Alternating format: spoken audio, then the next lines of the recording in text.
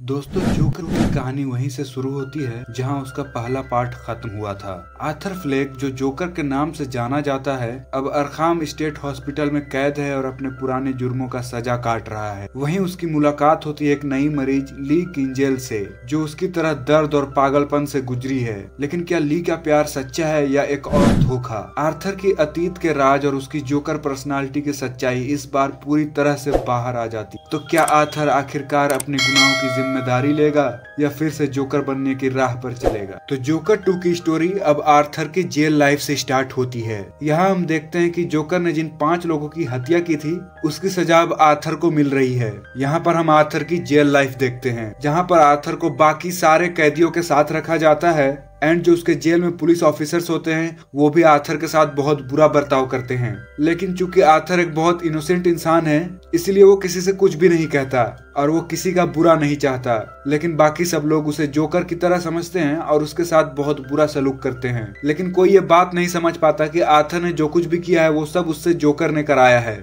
अब यहाँ पर जेल के अंदर आर्थर अपनी लाइफ जी रहा होता है, लेकिन फिर इसी जेल के अंदर उसे एक लड़की मिलती है जो कि होती है हार्ले क्विन, और इस कैरेक्टर को मूवी के अंदर प्ले किया है लेडी गागा ने। हार्ले क्विन जब जोकर से मिलती है तो वो उसे बताती है कि वो उसे काफी ज्यादा पसंद करती है, और वो इसीलिए जब जोकर ने लाइव टेलीविजन पर एक इंसान की जान ली थी, वो देखकर उसे बहुत ज्यादा मजा आया था। और वो जोकर को ये भी बताती है, यानी कि आर्थर को ये बताती है कि उसने उस सीन को 20 बार देखा है। यहाँ पर आर्थर हार्ले क्विन से ये पूछता है कि वो इस जेल में क्या कर रही है और वो यहाँ पर कैसे आई। तब उस पर हार्ले क्विन बताती है कि जब वो छोटी सी थी तब से लेकर आज तक उसकी मदर उसे साइको क्वीन कहती है, लेकिन उसके हिसाब से वो कोई साइको नहीं है, वो बिल्कुल ठीक है। वो बताती है कि वो अपने मॉम डैड से इतना ज्यादा परेशान हो गई थी कि जिस अपार्टमेंट में उसके मॉम डैड रहते थे उस अपार्टमेंट को पूरा जला दिया और जलाकर अपने मॉम डैड को भी मार दिया, और इसी वजह से उसे इस जेल के अंदर आना पड़ा। इसके आगे हम ये देखते हैं कि हार्ले क्विन और आर्थर एक दूसरे को काफी पसंद करने लगते हैं और इसीलिए वो दोनों मिलकर एक दूसरे के साथ काफी टाइम बिताते हैं।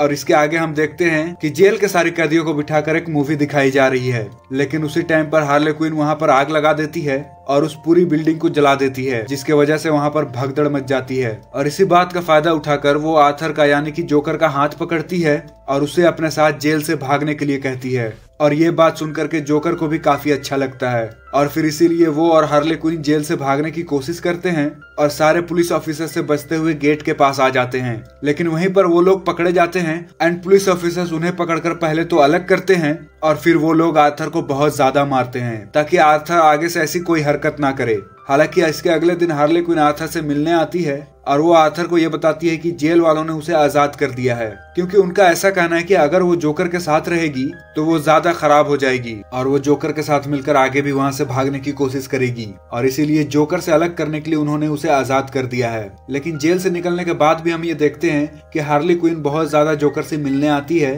और आर्थर भी हार्ले क्विन से मिलकर बहुत ज्यादा खुश होता है और फिर इस बीच उन दोनों के बीच में प्यार हो जाता है। बट इसी टाइम पर जेल के बाहर हम ये देखते हैं कि गॉथम सिटी का जुडिशियल सिस्टम जोकर द्वारा किए गए सारे मर्डर्स के लिए आर्थर को जिम्मेदार मानता है और इसके लिए आर्थर को फांसी की सजा दी जाती है और ये बोला जाता है कि कुछ दिनों में आर्थर को फांसी देकर मार दिया जाएगा। लेकिन फिर इसी टाइम पर एंट्री होती है एक लेडी की, जो कि बेसिकली एक काउंसलर होती है। ये काउंसलर लेडी सीधा जेल आकर आर्थर से मिलती है और वो आर्थर से बात करते वक्त उसे ये बताती है उसने आर्थर की सारी फाइल्स को पढ़ा है और इसके साथ ही वो ये भी जानती है कि आर्थर के लाइफ में आज तक क्या क्या हुआ है, और इसीलिए वो आर्थर से कहती है कि मैं जानती हूँ कि तुम्हारे अंदर 2 पर्सनालिटी है। पहली पर्सनालिटी तुम्हारी खुद की जो कि आर्थर है और दूसरा जोकर है, और इसीलिए मैं जानती हूँ कि तुम बिल्कुल इनोसेंट हो और अब तक जो भी 5 मर्डर हुए हैं वो तुमने नहीं बल्कि जोकर ने किए हैं। और इसके बाद वो लेडी आर्थर की मदद करने की कोशिश करती है और वो आर्थर से कहती है कि वो इस बात को साबित करके रहेगी कि अब तक जो भी मर्डर्स हुए वो तुमने नहीं बल्कि जोकर ने किए हैं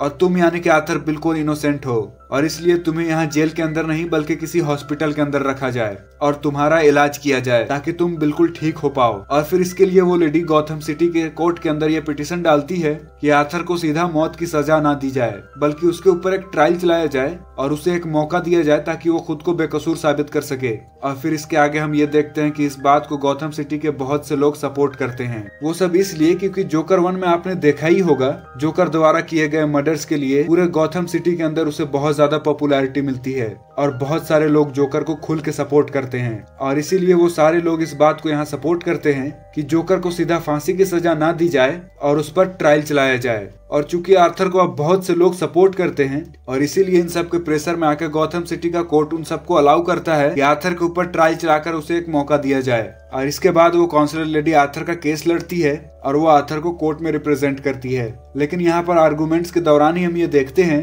कि आर्थर यानी कि जोकर यहाँ पर पागलपंथी करने लगता है और वो अचानक से चिल्ला चिल्लाकर कोर्ट के जज से ये बोलता है कि उसे अपने वकील को फायर करना है। वो ये चाहता है कि अपने वकील को हटाकर वो केस अपना खुद लड़े। और चूंकि ये चीज कोर्ट के अंदर अलाउड होती है इसलिए कोर्ट का जज आर्थर की बात मानकर उसके वकील को फायर कर देता है और वो आर्थर को ये मौका देता है कि वो अपना केस खुद लड़े। लेकिन चूंकि आर्थर तो जोकर है इसलिए वो वहाँ पर पागलपंथी करना शुरू कर देता है और वो अपने आर्गुमेंट्स के अंदर सिर्फ उल्टी सीधी बातें करता है, क्योंकि आर्थर फ्लेक ना तो कोई लॉयर है और ना ही वो इतना कैपेबल है कि वो अपना केस लड़ सके और इसीलिए अपनी दिमागी बीमारी के चलते वहाँ पर बहुत सारी बकवास करता है। एंड सिर्फ ये नहीं बल्कि कोर्ट के अंदर ये बात को भी एडमिट कर लेता है कि उसने सिर्फ 5 लोगों को नहीं मारा है बल्कि उसने टोटल 6 लोगों को मारा है और वो छठा इंसान जिसने उसे मारा है वो उसकी खुद की मदर है जिनको उसने हॉस्पिटल के अंदर मुंह पर तकिया रख के मार दिया था। और फिर इसीलिए आर्थर फ्लेक की इन सारी बातों को सुनकर कोर्ट का जज और सारे जूरी मेंबर्स इस कंक्लूजन पर आते हैं कि आर्थर फ्लेक जो कि जोकर ही है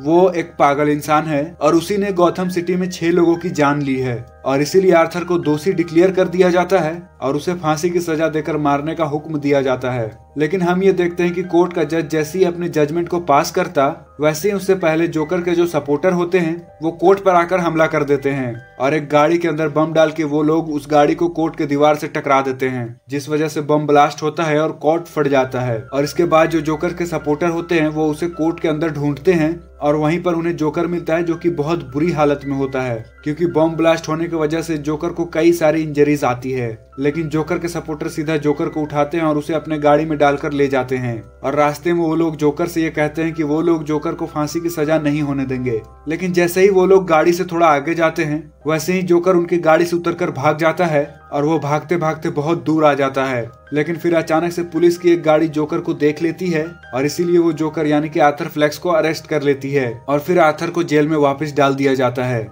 लेकिन इसके बाद एक दिन आर्थर जब अपने सारे साथियों के साथ बैठा होता है तब अचानक से उसके पास एक पुलिस वाला आता है और वो आर्थर से कहता है कि कोई उससे मिलने आया है और इसके लिए वो उसे बाहर बुलाता है। और ये सुनकर जब आर्थर वहां से आगे जाता है और वो एक कॉरिडोर में होता है तब ये नोटिस करते हैं कि उस कॉरिडोर के अंदर आर्थर अकेला होता है और फिर इसीलिए आर्थर के पास उसकी जेल का एक दूसरा कैदी आता है और वो आर्थर को पकड़कर उसके पेट में चाकू मारने लगता है और वो चाकू मार मार के आर्थर को मार देता है। और इस चीज को देखकर हमें ये रियलाइज हो जाता है कि शायद पुलिस वालों ने ही मिलकर आर्थर को मरवा दिया है। पर जैसे ही यहाँ पर जोकर की मौत होती है और ये मूवी खत्म हो जाती है। तो दोस्तों आपको ये मूवी कैसी लगी कमेंट सेक्शन में जरूर बताएं और यार वीडियो अच्छी लगी हो तो प्लीज चैनल को सब्सक्राइब कर दो। मैं ऐसे वीडियोस आपके लिए लाता रहता हूँ। तो मिलता हूँ आपसे नेक्स्ट वीडियो में।